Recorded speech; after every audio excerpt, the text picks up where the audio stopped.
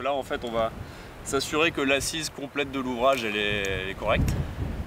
Et si c'est pas le cas, réfléchir à ce qu'il faut faire comme travaux pour maintenir le pied et du coup maintenir l'ensemble. À flanc de fort, encordé dans le vide, Benjamin Barry guette la moindre fissure, les pierres déchaussées et les pertes de maçonnerie qui jonchent le sol en bas de l'ouvrage. Autant d'indices à collecter en vue d'établir un diagnostic géologique du fort de Tournoux. Il n'y a pas que l'ouvrage militaire qui intéresse ces géologues. La falaise en Flysch est largement inspectée. Cette roche sédimentaire, très friable, part en miettes à certains endroits. Alors on étudie deux masses rocheuses, la grande marron ici et une plus petite grise au milieu.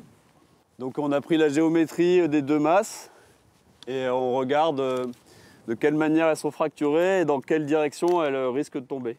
Laissé à l'abandon au sortir de la guerre, à la merci des affres du temps et du vandalisme, le fort de Tournoux retrouve aujourd'hui la lumière. Tout a commencé il y a 3 ans quand on a fait inscrire ce fort au patrimoine. À partir de là, la DRAC nous a poussé à faire une étude et à sauvegarder, et on était complètement d'accord avec eux qu'il ne fallait pas laisser ces monuments se dégrader plus. Le rendu de l'étude est prévu fin avril 2019, un diagnostic dont la communauté de communes attend beaucoup, consciente de la valeur touristique de ce joyau historique. C'est un bâtiment et un ouvrage exceptionnel. Il est appelé par certains historiens le Versailles militaire.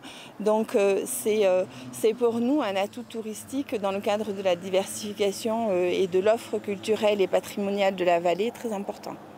Les travaux de réhabilitation pourraient coûter plusieurs dizaines de millions d'euros.